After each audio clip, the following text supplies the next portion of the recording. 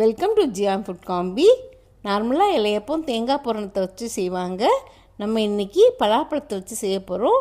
இப்போ பலாப்பழம் சீசன்னால் உங்களுக்கு ஈஸியாகவே கிடைக்கும். நம்ம ராகி இலையப்பத்தை இப்போ எப்படி செய்கிறதுன்னு பார்க்கலாம்.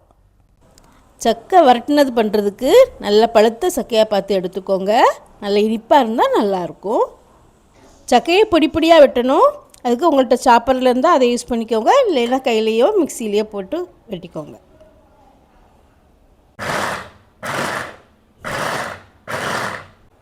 இந்த மாதிரி எல்லா சக்கையும் பொடி பொடியாக சாப் பண்ணி வச்சுக்கோங்க.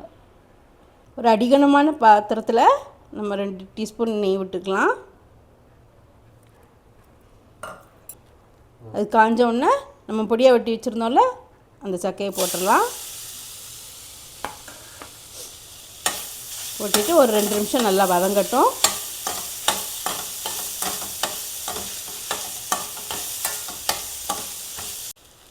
நல்லா வதங்கிடுச்சு. இதில் ஒரு 3/4 கப் வெல்லம் போட்டுக்கலாம், இல்லைன்னா ஒரு ஜாகரி போட்டுக்கோங்க.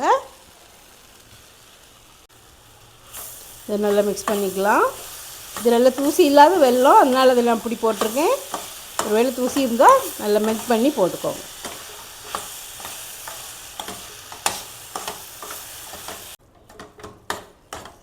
எங்கள் ஊர் சைடு பலாப்பழத்தை தான் சக்கைன்னு சொல்லுவோம்.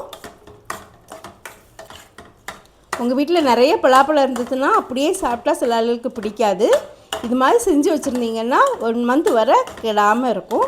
அப்பப்போ எடுத்து சாப்பிட்டுக்கலாம். இது கொஞ்சம் மீடியம் ஃப்ளேம்லேயே வச்சு பண்ணுங்கள். இது கொஞ்சம் டைம் எடுக்கும். வெல்லத்துக்கு கூட இந்த பலாப்பழம் நல்லா வெந்து நல்லா சேர்ந்து வரும். அது வரைக்கும் நல்லா வேக வைக்கணும். இடைக்கிடைக்கு மிக்ஸ் பண்ணி விட்டுக்கோங்க. ஸ்லோவாக இப்படி பண்ணுறதுனால நல்லா டேஸ்ட்டாக இருக்கும். நல்லா சேர்ந்து வந்துடுச்சு பாருங்கள். இது 3/4 பாகம் ரெடி ஆயிடுச்சு. இன்னும் ஒரு 5 to 10 நிமிஷம் ஆகும் ரெடி ஆகிறதுக்கு. இடைக்கிடைக்கு இப்படி நல்லா மிக்ஸ் பண்ணி விட்டுக்கோங்க. சக்கை வரட்டினது ரெடி ஆயிடுச்சு.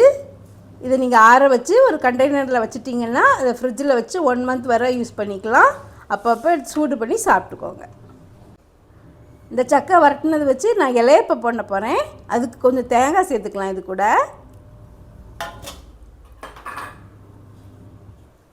சேர்த்து மிக்ஸ் பண்ணிக்கலாம். இதுவும் சேர்ந்து நல்லா வதங்கட்டும்.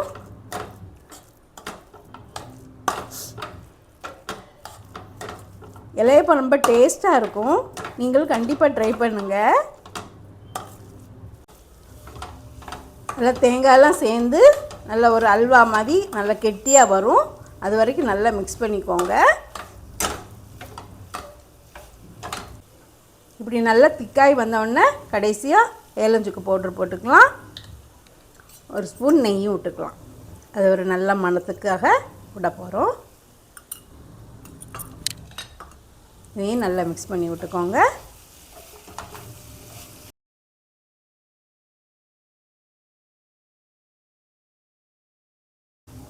இலையப்பத்துக்கு வைக்கிற பூரணம் ரெடி ஆயிடுச்சு.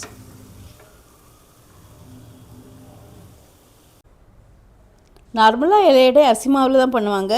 நம்ம இன்றைக்கி ஹெல்த்தியர் வெர்ஷன்னா கேப்ப மாவும் அரிசி மாவு ஊற்றி பண்ண போகிறோம். 1 கப் கேழ்வரகு மாவு எடுத்துருக்கேன். 3/4 கப் அரிசி மாவு போட்டுக்கலாம். ஒரு பிஞ்சு சால்ட் போட்டுக்கோம்.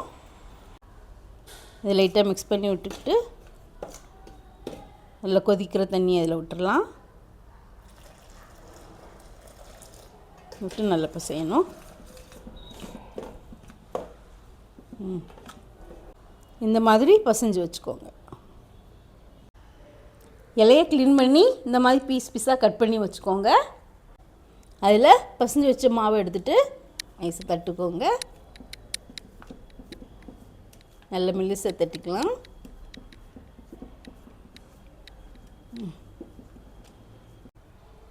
இதில் நம்ம செஞ்சு வச்சுருந்தோம்ல அந்த சக்கையை இதில் வச்சிடலாம்.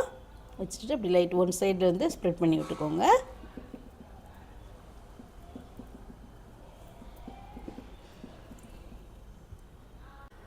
வச்சுட்டு அது அப்படி 2ஆக மடித்து ஒட்டிக்கோங்க. இதெல்லாம் ஒட்டி விட்டுட்டிங்கன்னா அந்த உள்ள பூரணம் வெளியில் வராது. இப்படி எல்லாத்தையும் இலையில மடக்கி ரெடி பண்ணிவிட்டு ஸ்டீம் பிளேட்டில் வச்சு ஒரு 10 மினிட்ஸ் குக் பண்ணி எடுத்துக்கோங்க. வெந்துருச்சா பார்க்கலாம். நல்லா வெந்துருச்சு. இலையப்பம் ரெடி ஆயிடுச்சு. நாங்கள் சாப்பிட்டு பார்த்தோம், நல்ல டேஸ்ட்டாக இருந்துச்சு. நீங்களும் வீட்டில் செஞ்சு பார்த்துட்டு எப்படி இருக்குன்னு கமெண்ட் பண்ணுங்கள். சேனலை சப்ஸ்கிரைப் பண்ணி சப்போர்ட் பண்ணுங்கள். பெல் ஐக்கானை ப்ரெஸ் பண்ணுங்கள். அப்போ தான் உங்களுக்கு நோட்டிஃபிகேஷன் வந்து சேரும். ஓகே, நெக்ஸ்ட் வீடியோவில் வேறு ரெசிபி பார்க்கலாம். Please like, share and subscribe.